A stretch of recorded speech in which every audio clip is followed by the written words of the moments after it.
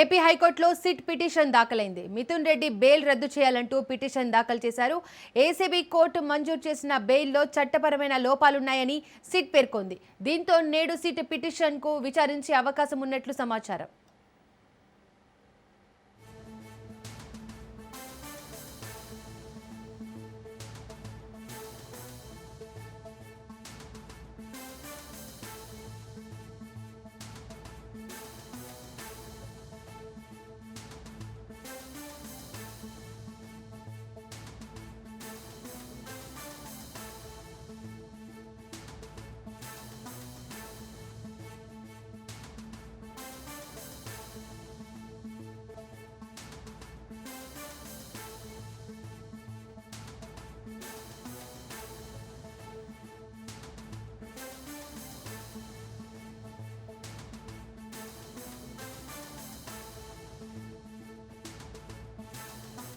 AP హైకోర్టులో SIT petition దాఖలైంది. Mithun Reddy bail రద్దు చేయాలంటూ పిటిషన్ దాఖలు చేశారు.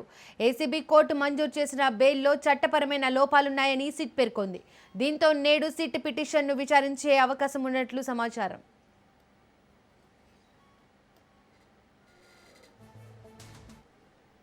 ఇదే అంశానికి సంబంధించి మోర్ అప్డేట్స్ మా ప్రతినిధి మా ఏపీ బ్యూరో సంతోష్ అందిస్తారు. Santosh, good morning Deepika.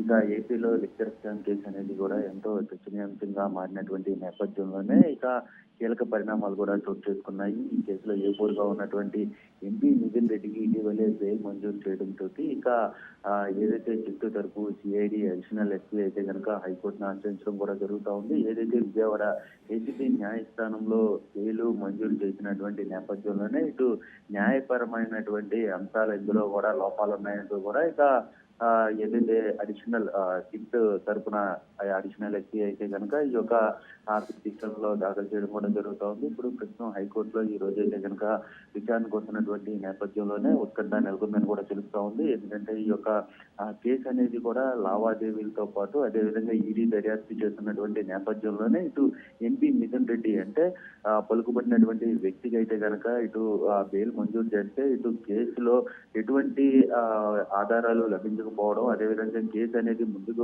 వెళ్ళని పరిస్థితులు ఉన్నాయంటూ కూడా ఈ యొక్క పిటిషన్ లో దాఖలు చేయడం కూడా జరుగుతూ ఉంది. అంతేకాకుండా ఇప్పటికే ఈ యొక్క కేసులో బాలాజీ గోవిందప్ప, అదేవిధంగా కృష్ణమోహన్ రెడ్డి, ధనంజయ రెడ్డికి బెయిల్ మంజూరు చేయడం, అదేవిధంగా తాజాగా ఇటు మిథున్ రెడ్డికి అంటే ఆగస్టు 18వ తేదీన ఒకసారి బెయిల్ తిరస్కరించిన అనంతరం కూడా రెండోసారి ఆ బెయిల్ పిటిషన్ వేసిన వెంటనే కూడా బెయిల్ పిటిషన్ రావడం అనేది కూడా ఇటు సుప్రీంకోర్టు సంబంధించినటువంటి కేసుల ప్రస్తావన సైతం కూడా ఈ యొక్క పిటిషన్ లో సిట్ తరపున అడిషనల్ ఎస్పీ అయితే కనుక ఈ యొక్క పిటిషన్ లో పేర్కొనడం కూడా జరుగుతోంది. మొత్తంగా చూసుకున్నట్లయితే కనుక ఈ రోజు జరగబోయేటువంటి విచారణలో ఇటు ఏ విధమైనటువంటి తీర్పు రాబోతుందన్న దానిపై అయితే కనుక ఉత్కంఠ నెలకొందని కూడా తెలుస్తూ ఉంది. ఇటీవలే ఇటు మిథున్ రెడ్డి బయటికి రావడంతో ఇటు ఆ కేసు ముందుకు వెళ్ళకపోవడం, అదేవిధంగా సూట్ కేసు కంపెనీల ద్వారా కూడా ఇటు లావాదేవీలు అనేది కూడా పెద్ద ఎత్తున జరిగాయి. అంతేకాకుండా కొనుగోలు విషయాలు ఈ యొక్క లిక్కర్ పాలసీ తయారైన అనంతరం కూడా ఇటు మిథున్ రెడ్డి అనేక ఆస్తుల లావాదేవీలు చేకూర్చారు అంటూ కూడా ఈడీ సైతం కూడా దర్యాప్తు చేపట్టినటువంటి నేపథ్యంలోనే ఇప్పుడు ఆధారాలు సేకరించడంతో పాటు అదేవిధంగా సాక్షులను ప్రభావితం చేసే అవకాశాలు ఎక్కువగా ఉన్నాయంటూ కూడా ఇటు సిట్ తరపున సిఐడి అడిషనల్ ఎస్పీ అయితే కనుక ఈ యొక్క పిటిషన్ లో పేర్కొనడంతో దీనికి సంబంధించినటువంటి ఇప్పుడు అంశాలు ఈ రోజు హైకోర్టులో అయితే కనుక విచారణకు అయితే రానున్నట్టు తెలుస్తూ ఉంది. ఇంకా right Santosh, thank you.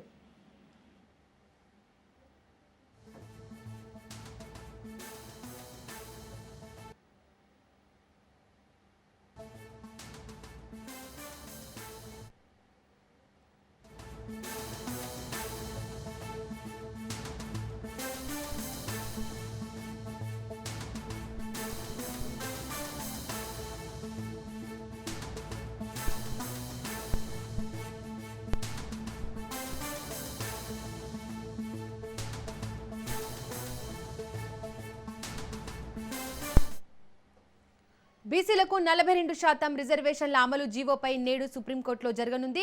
Telangana స్థానిక ఎన్నికల్లో బీసీలకు రిజర్వేషన్ల పెంపుపై దాఖలైన కీలక పిటిషన్ను సర్వోన్నత న్యాయస్థానం విచారించనుంది. లక్షలాది బీసీ అభ్యర్థులు ఓటర్ల భవిష్యత్తు సుప్రీంకోర్టు నిర్ణయంపై ఆధారపడి ఉంది.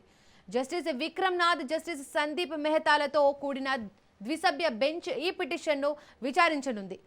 రాష్ట్ర ప్రభుత్వం తరపున సీనియర్ న్యాయవాదులు అభిషేక్ సింఘ్వి, సిద్ధార్థ్ దవే వాదనలు వినిపించనున్నారు. హైకోర్టులో ఇదే అంశంపై విచారణ పెండింగ్ లో ఉన్నందున అక్కడ తేల్చుకొని రావాలని సుప్రీంకోర్టు చెప్తుందా, లేక ఇంకా ఏమైనా కీలక వ్యాఖ్యలు చేస్తుందా అనే ఆసక్తి నెలకొంది. సుప్రీంకోర్టు నిర్ణయాన్ని బట్టే హైకోర్టు నిర్ణయం ఉండవచ్చని కూడా న్యాయ నిపుణులు అభిప్రాయపడుతున్నారు. స్థానిక సంస్థల ఎన్నికల షెడ్యూల్ విడుదలైనందున సుప్రీంకోర్టు, హైకోర్టు నిర్ణయాలను బట్టే తదుపరి ప్రక్రియలు కొనసాగనున్నాయి.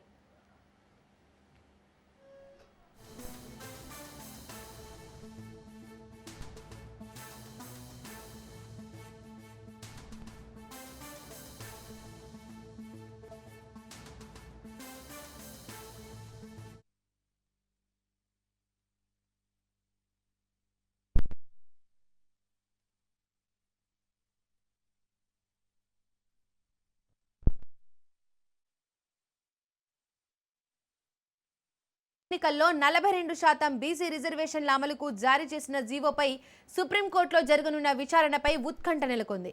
ఈ జీవో చెల్లుబాటును సవాల్ చేస్తూ దాఖలైన పిటిషన్పై సుప్రీంకోర్టులో బలమైన వాదనలు వినిపించేందుకు అన్ని ఏర్పాట్లు చేయాలని సీఎం రేవంత్ రెడ్డి అటు అధికారులను, ఇటు పార్టీ నేతలను ఆదేశించారు.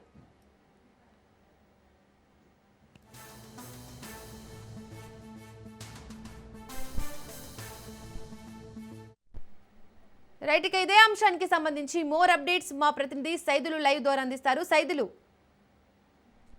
బీసీలకు 42% రిజర్వేషన్ కల్పిస్తూ జీవో 9ని తీసుకొచ్చింది రాష్ట్ర ప్రభుత్వం. జీవో 9ని సవాల్ చేస్తూ సుప్రీంకోర్టులో ఈ నెల 4వ తారీఖున పిటిషన్ దాఖలు చేశారు వంగ గోపాల్ రెడ్డి.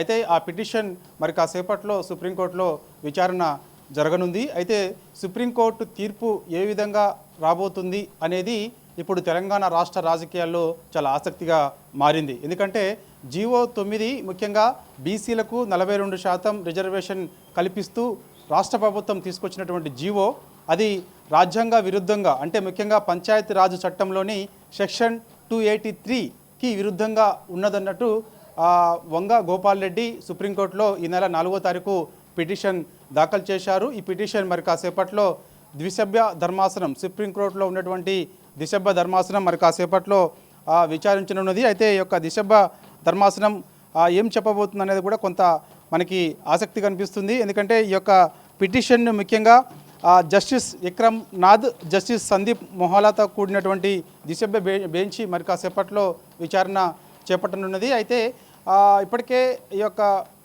పిటిషన్ పైన అనేక ఆరోపణలు వస్తూ ఉన్నాయి. ఎందుకంటే హైకోర్టులో కూడా ఈ యొక్క జీవోని, అంటే ముఖ్యంగా బీసీలకు 42% రిజర్వేషన్ కల్పిస్తూ తీసుకొచ్చినటువంటి జీవో 9ని సవాల్ చేస్తూ హైకోర్టులో పిటిషన్ దాఖలు చేసిన తర్వాత ఈ నెల 8వ తారీఖు విచారణ ఉన్నది.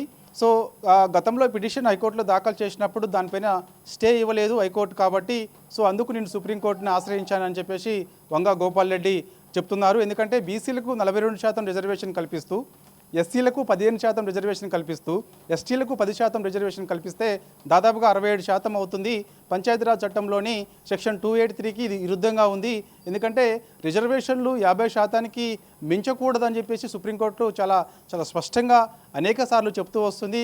కానీ తెలంగాణలో రాష్ట్ర ప్రభుత్వం అందుకు విరుద్ధంగా జీవో 9ని, బీసీలకు 42% రిజర్వేషన్ కల్పిస్తూ జీవో 9ని తీసుకొచ్చిందని చెప్పేసి కూడా వంగ గోపాల్ రెడ్డి సుప్రీంకోర్టులో పిటిషన్ దాఖలు చేశారు. కాబట్టి సో మరి కాసేపట్లో సుప్రీంకోర్టులో హియరింగ్ ఉంది.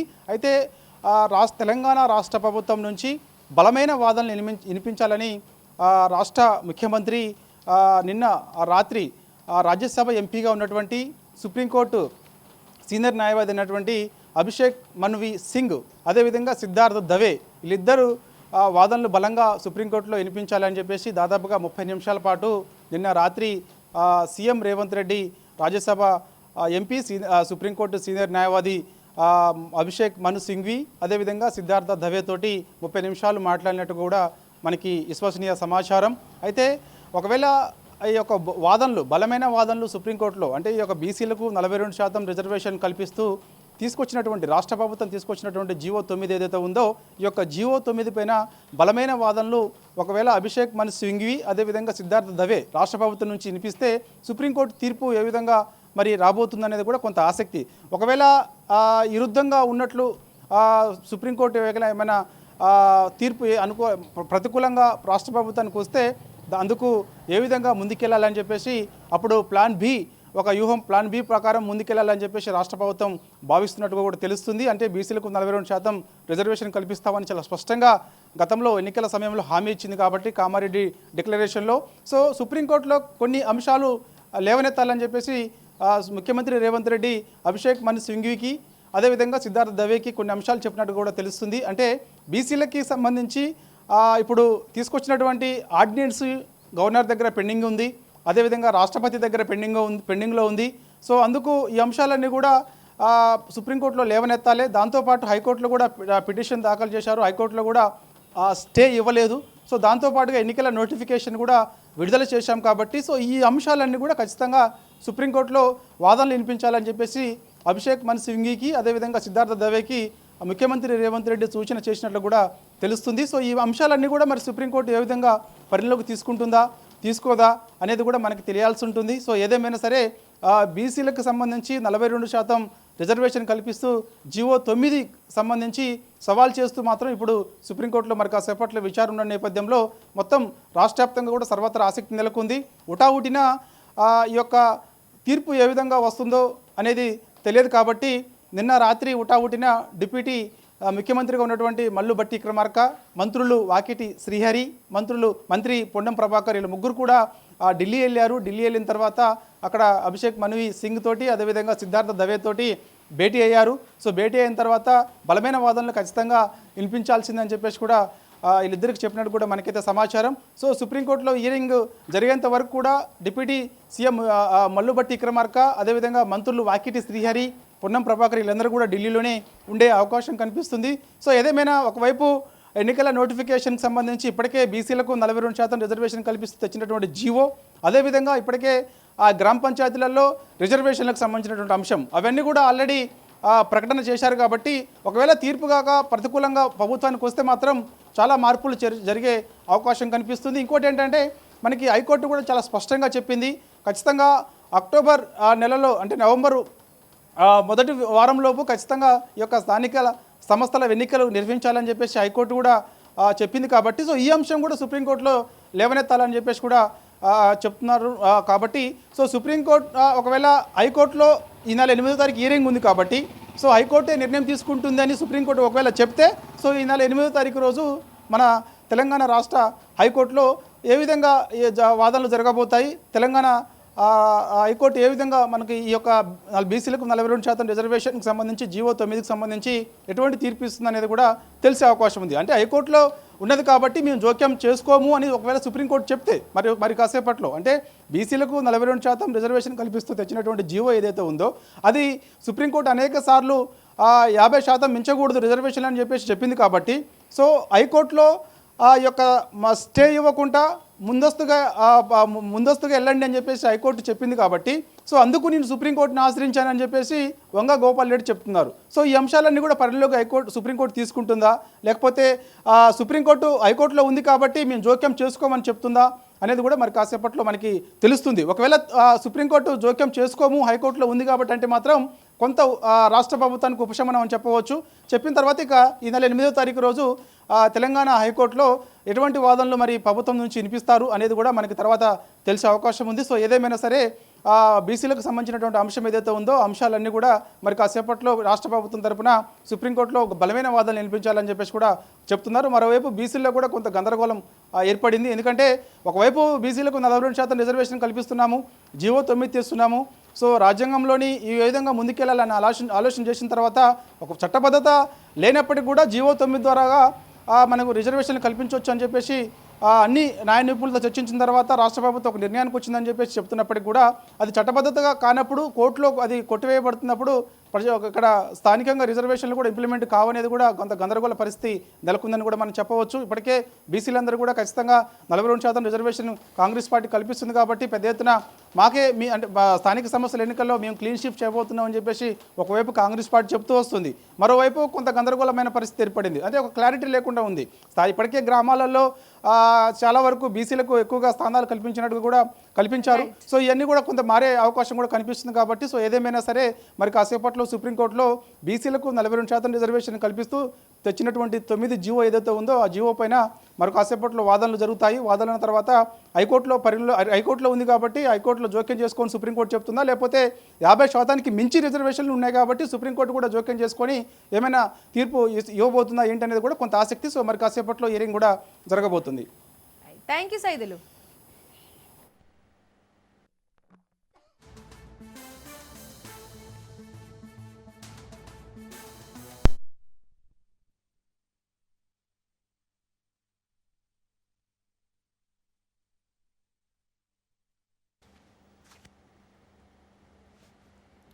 అన్నమయ్య జిల్లా ములకల చెరువులో కల్తీ మద్యం తయారీ వ్యవహారంలో ఆరోపణలు ఎదుర్కొంటున్న టీడీపీ నాయకులు దాసరిపల్లి జయచందర్ రెడ్డి, కట్టా సురేంద్ర నాయుడుని పార్టీ సస్పెండ్ చేసింది.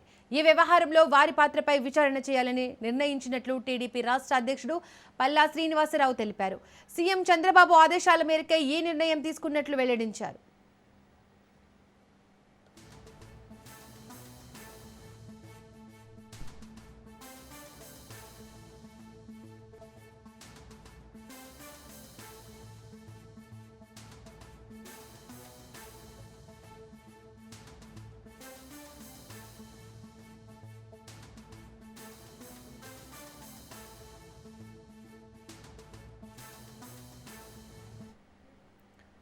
జయచంద్రరెడ్డిని అధిష్టానం సస్పెండ్ చేయడంతో తంబళ్లపల్లి నియోజకవర్గం బి కొత్తకోటలో తెలుగు తమ్ముళ్లు సంబరాలు జరుపుకున్నారు. పెద్ద ఎత్తున బాణసంచా కాల్చి సంబరాలు జరుపుకున్నారు. టీడీపీ శ్రేణులు చట్టం ముందు ఎవరైనా సమానమే అంటూ చంద్రబాబు నిర్ణయాన్ని స్వాగతిస్తున్నామని తెలిపారు.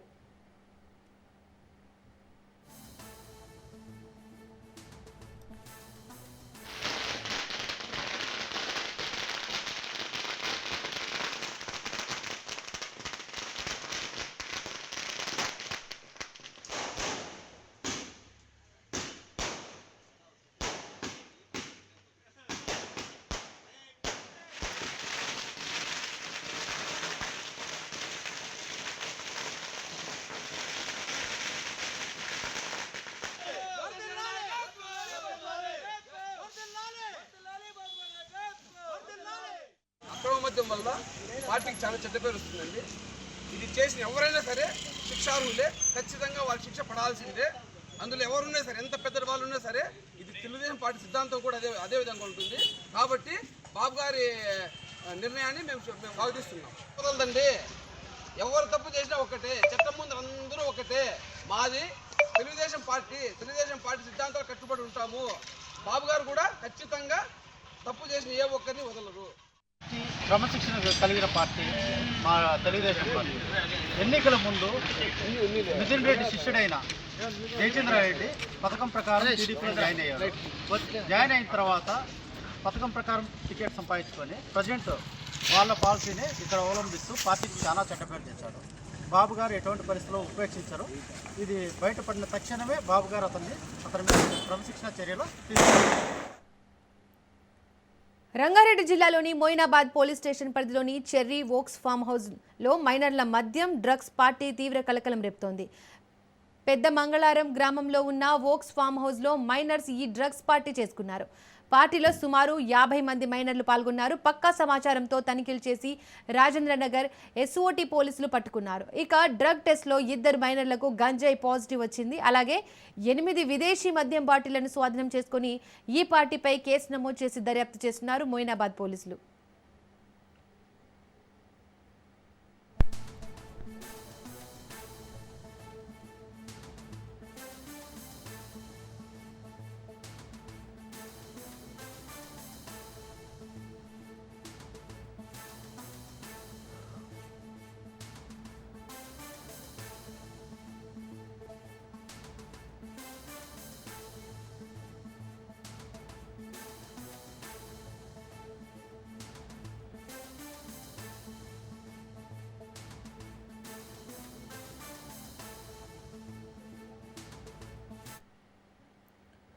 పట్టుబడిన వారిలో 12 మంది యువతులు, 38 మంది యువకులు ఉండగా వీరిలో చాలా మంది మైనర్లే ఉన్నారని పోలీసులు తెలిపారు.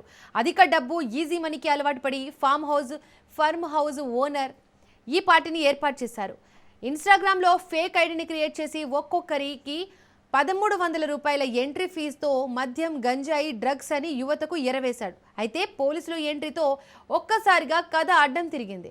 అధిక డబ్బుకు అలవాటు పడి యువతను పక్కదారి పట్టిస్తున్న ఫామ్ హౌస్ ఓనర్ని అరెస్ట్ చేశారు.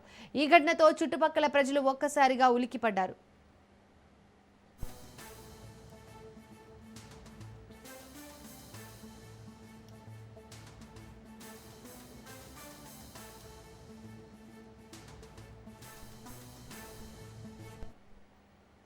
రైట్, ఇక ఈ ఘటనకు సంబంధించి మోర్ డీటెయిల్స్ మా ప్రతినిధి రత్నకుమార్ అందిస్తారు. రత్నకుమార్, ఫామ్ హౌస్ లో డ్రగ్స్ దందాకు సంబంధించి డీటెయిల్స్ ఏంటి?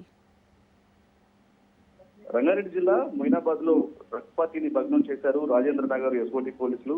ఇంటర్మీడియట్ చదువుతున్న విద్యార్థులు 50 మంది పైగా మైనర్లు యొక్క పార్టీలో ఉన్నట్లు కూడా పోలీసుల ద్వారా సమాచారం అనేది ఉంటుంది. యొక్క పార్టీలో డ్రగ్స్, మద్యం, అలాగే అనేక అసంఘిక కార్యకలాపాలు జరిగినట్లు కూడా పోలీసులు ఐడెంటిఫై చేయడం జరిగింది. మొయినాబాద్ పోలీస్ స్టేషన్ పరిధిలోని పెద్దమంగళారం గ్రామ రెవెన్యూలో గల చెర్రీ ఓక్స్ ఫామ్ హౌస్ లో రాజేంద్ర నగర్ ఎస్ఓటి పోలీసులు పక్కా సమాచారంతో దాడులు చేశారు. దాడులు చేసినటువంటి సందర్భంలో పెద్ద ఎత్తున డ్రగ్స్ పార్టీ జరుగుతున్నట్లు కూడా ఐడెంటిఫై చేయడం జరిగింది. మొయినాబాద్ రాజేంద్ర నగర్ ఎస్పార్టీ పోలీసులు యొక్క దాడుల్లో పార్టిసిపేట్ చేయడం జరిగింది. ఈ పార్టీలో పార్టిసిపేట్ చేసినటువంటి యువకులు గచ్చిబౌలి, మాదాపూర్, నార్సింగి, కేపీహెచ్బి, కూకట్పల్లి ప్రాంతాలకు చెందినట్లుగా గుర్తించారు. ఈ యొక్క పార్టీలో 50 మందికి పైగా మైనర్ విద్యార్థులు పాల్గొన్నట్లు కూడా సమాచారం అందుతోంది. ఇక వీరితో పాటు 14 మంది యువతులు, దాదాపు 35 మందికి పైగా యువకులు యొక్క డ్రగ్స్ పార్టీలో హాజరయ్యారు. దాంట్లో ఇద్దరికి పరీక్షలు నిర్వహించినప్పుడు డ్రగ్స్ పాజిటివ్ గా తేలింది. ఇక ఫామ్ హౌస్ లో ఎటువంటి పర్మిషన్స్ అనేవి లేకుండా 8 బాటిళ్ల మద్యాన్ని, అలాగే అక్కడ ఏర్పాటు చేసినటువంటి డీజే పరికరాలన్నింటినీ కూడా పోలీసులు సీజ్ చేయడం జరిగింది. పార్టీ నిర్వాహకులు కిషన్ తో పాటు మరొక 5 మందిపై కేసు నమోదు చేశారు. ఇన్స్టాగ్రామ్ లో డ్రాప్ హౌస్ పేరుతో ఐడి క్రియేట్ చేసి నిర్వాహకానికి ఆన్లైన్ ద్వారా ఒక విద్యార్థి 1300 డబ్బులు చెల్లించి పార్టీలో చేరొచ్చని నిర్వాహకుడు తెలియజేశారు. సో ఈ రకంగా వాళ్ళందరినీ ట్రాప్ చేసి ఒక పార్టీ నిర్వహించినట్లు కూడా తెలుస్తోంది. సో వీటన్నిటి మీద పక్కా సమాచారం అందుకున్న రాజేంద్ర నగర్ ఎస్ఓటి పోలీసులు రైడ్ చేసి యొక్క డ్రగ్స్ పార్టీని భగ్నం చేయడం జరిగింది. Right Ratnakumar, thank you.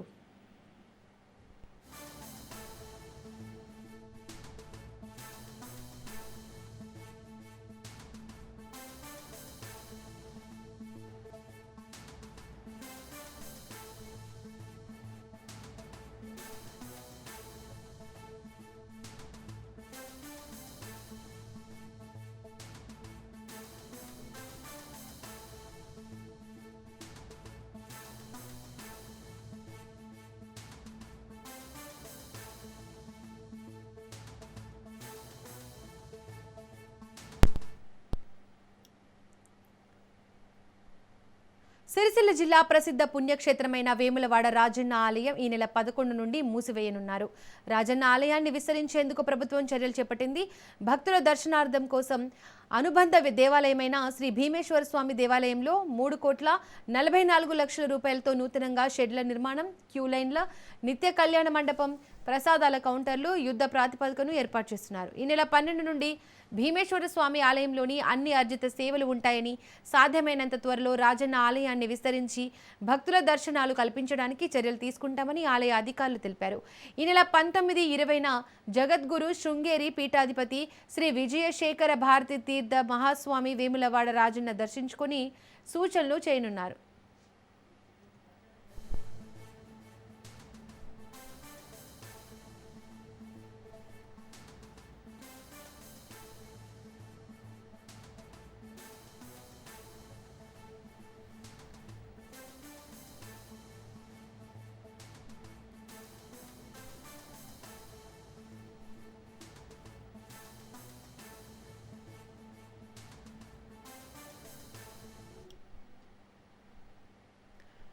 Sircilla జిల్లా ప్రసిద్ధ పుణ్యక్షేత్రమైన వేములవాడ రాజన్న ఆలయం ఈ నెల 11 నుండి మూసివేయనున్నారు. రాజన్న ఆలయాన్ని విస్తరించేందుకు ప్రభుత్వం చర్యలు చేపట్టింది. భక్తుల దర్శనాల కోసం అనుబంధ దేవాలయమైన శ్రీ భీమేశ్వర స్వామి దేవాలయంలో 3,44,00,000 రూపాయలతో నూతనంగా షెడ్ల నిర్మాణం, క్యూ లైన్లు, నిత్య కళ్యాణ మండపం, ప్రసాదాల కౌంటర్లు యుద్ధ ప్రాతిపదికను ఏర్పాటు చేస్తున్నారు. ఈ నెల 12 నుండి భీమేశ్వర స్వామి ఆలయంలోని అన్ని అర్జిత సేవలు ఉంటాయని, సాధ్యమైనంత త్వరలో రాజన్న ఆలయాన్ని విస్తరించి భక్తుల దర్శనాలు కల్పించడానికి చర్యలు తీసుకుంటామని ఆలయ అధికారులు తెలిపారు. ఈ నెల 19, 20న జగద్గురు శృంగేరి పీఠాధిపతి శ్రీ విజయశేఖర భారతి తీర్థ మహాస్వామి వేములవాడ రాజన్నను దర్శించుకుని పలు సూచనలు చేయనున్నారు.